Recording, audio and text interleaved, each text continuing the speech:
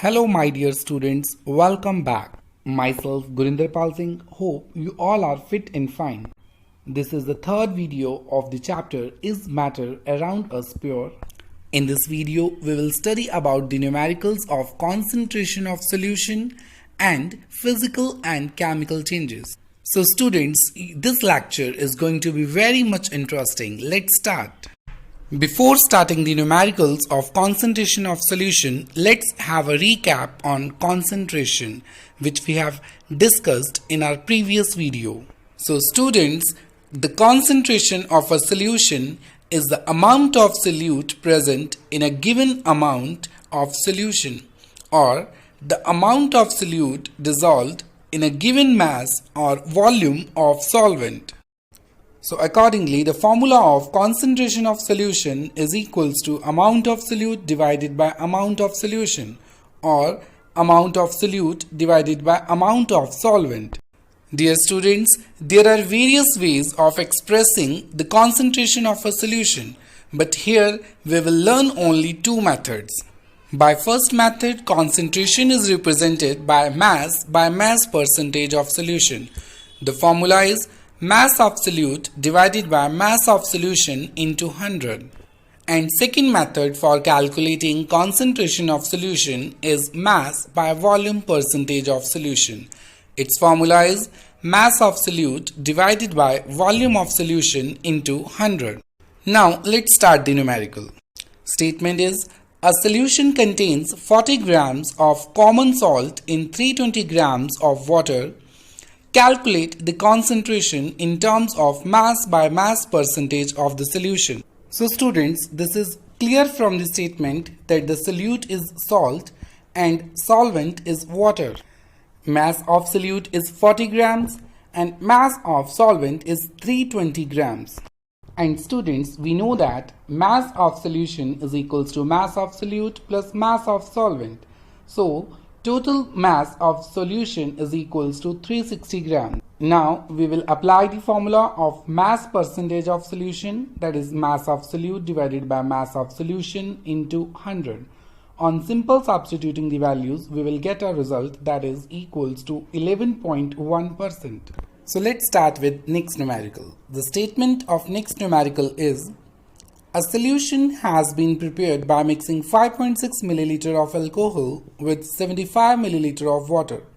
Calculate the percentage by volume of alcohol in the solution. So students, this is clear that alcohol is solute and water is solvent. So students, volume of alcohol present in solution is 5.6 ml. Volume of water is 75 ml. So the total volume of solution is equals to 75 plus 5.6, that is equals to 80.6 milliliters.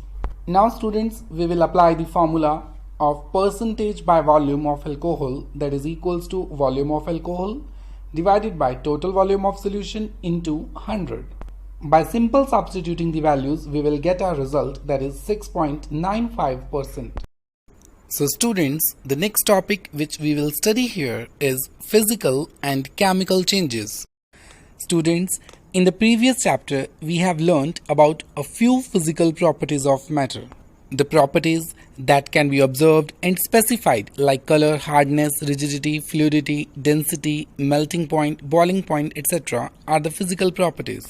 The interconversion of states is a physical change because these changes occur without a change in composition and no change in the chemical nature of substance. Although ice, water and water vapor all look different and display different physical properties, they are chemically the same. Students, both water and cooking oil are liquid, but their chemical characteristics are different. They differ in odor and inflammability.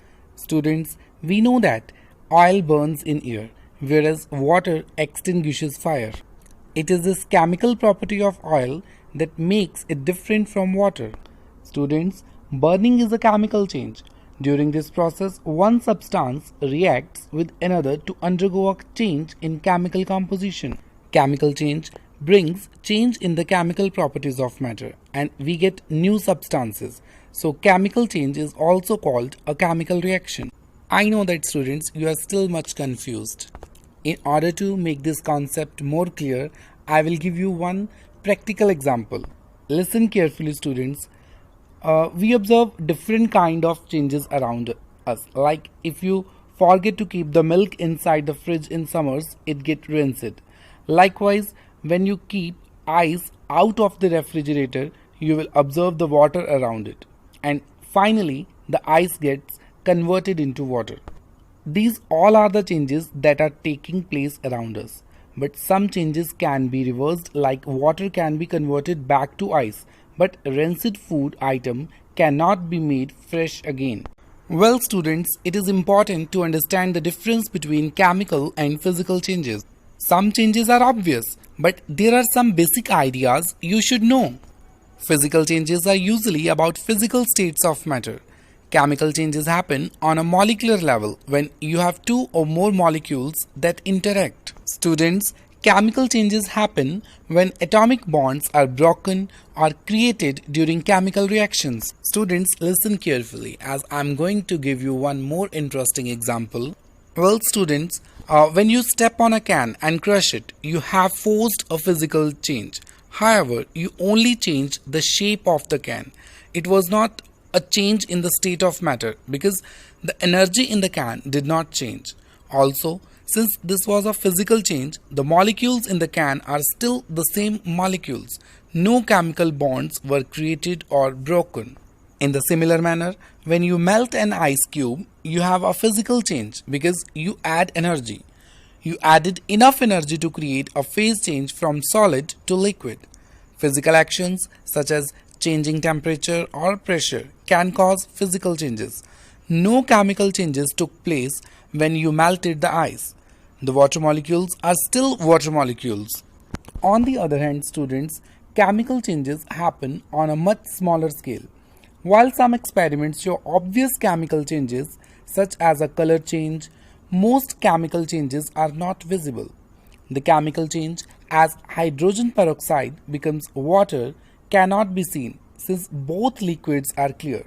However, behind the scenes, billions of chemical bonds are being created and destroyed. Students, melting a sugar cube is a physical change because the substance is still sugar.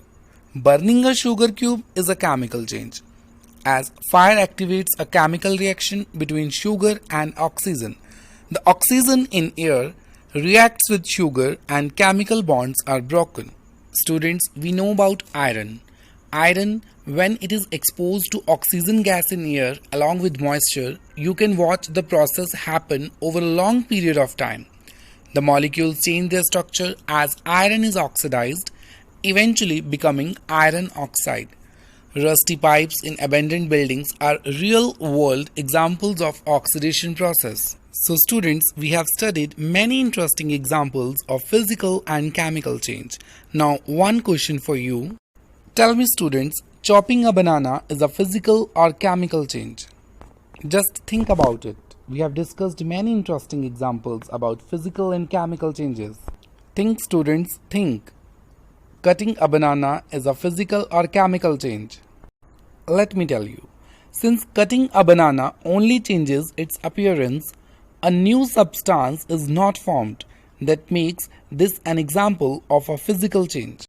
Now let's study the difference between physical and chemical change. In physical change, no new substance is formed, while in chemical change, a new substance is formed. In physical change, mass does not change. In chemical change, mass changes. In physical change, energy is neither absorbed nor released. In chemical change, energy is absorbed or released. Students, physical change is reversible in nature while chemical change is irreversible in nature. Now the question for you is, classify the following as physical and chemical change: cutting of trees, melting of butter in pan, rusting of almirah, boiling of water to form steam, passing an electric current through water, dissolving salt in water, making a fruit salad, burning of paper or wood. So think about it, students. So students, physical changes are cutting of trees, melting of butter in pan, boiling of water to form steam, dissolving salt in water, making a fruit salad, while chemical changes are rusting of almirah, passing an electric current through water, and burning of paper or wood.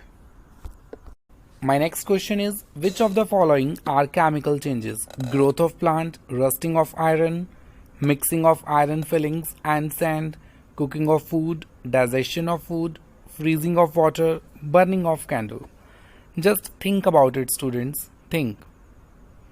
So let me tell you, uh, growth of plant is a chemical change, rusting of iron is a chemical change, mixing of iron fillings and sand is not a chemical change. Cooking of food is a chemical change. Digestion of food is a chemical change. Freezing of water is not a chemical change. And burning of candle is a chemical change. So students, this is all about my today's video. Hope you like this video and thanks for watching this video.